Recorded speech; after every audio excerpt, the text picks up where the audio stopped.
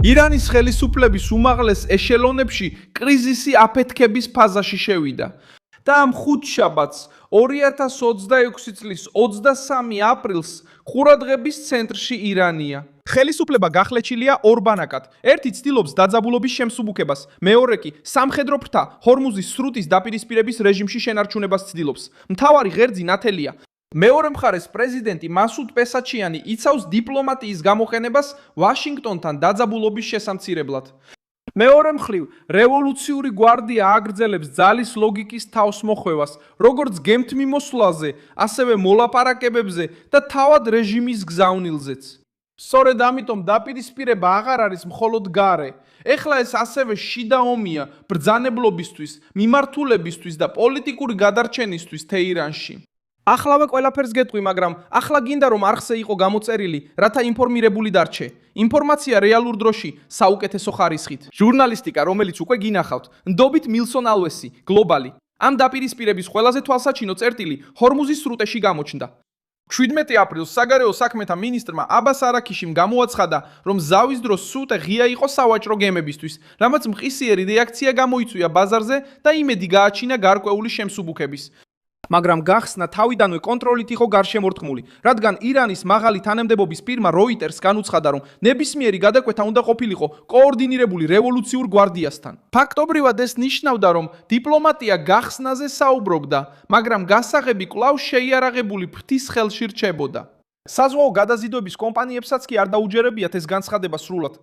რამდენიმე გემმა სცადა გადაკვეთა, მაგრამ საბოლოოდ უკან დაბრუნდნენ, რადგან არსებობდა ეჭვები ნაღმებზე, უსაფრთხოებასა და რეალურ თავისუფალ გადაადგილებაზე.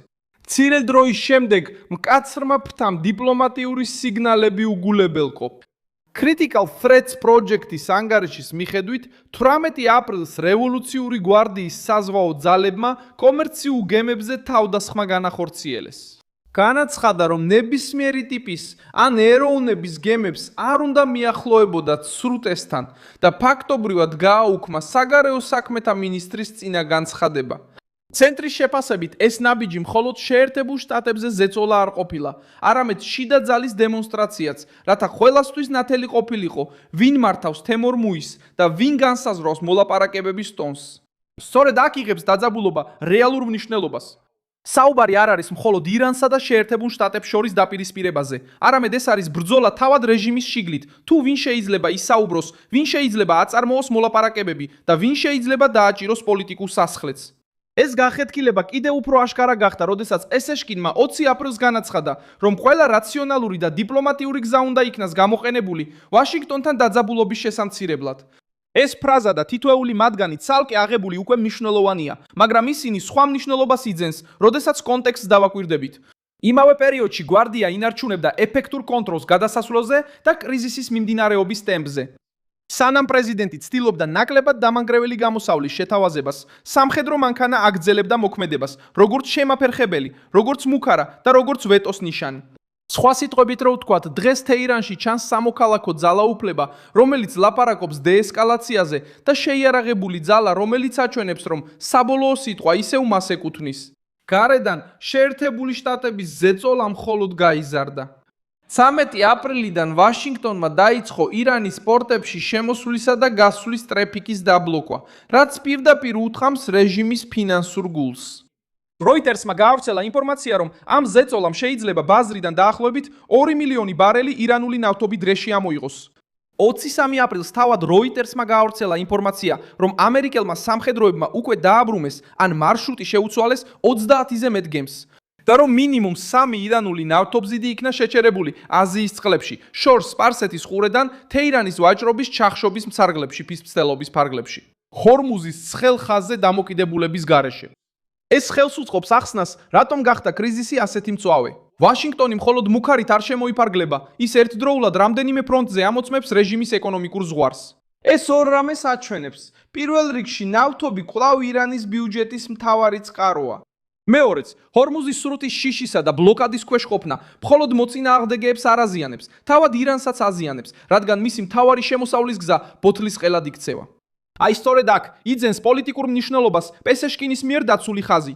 დაზიანებული ეკონომიკით, ინფრასტრუქტურაზე ზეწოლით და ექსპორტის შეჩერებით, მხოლოდ დაპირისპირებაზე დაყრდნობა ძალას კარგავს და თვითსაბოტაჟად გამოიყურება.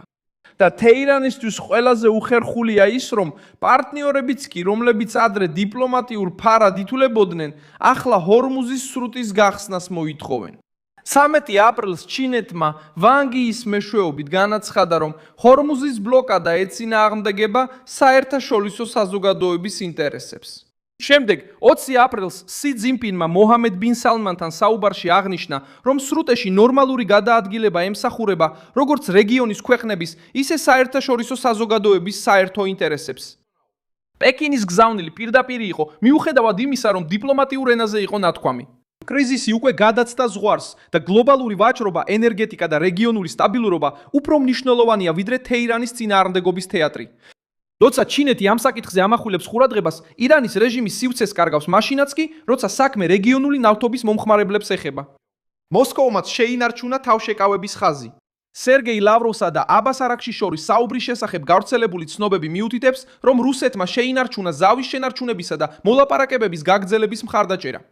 ამავე დროს ირანულმა მხარემ კიდევ ერთხელ დაადასტურა მზადყოფნა უზრუნველყოს რუსული გემებისთვის შეუფერხებელი გავლა ჰორმუზის სრუტეში. ეს ჟესტი ბევრს ამბობს.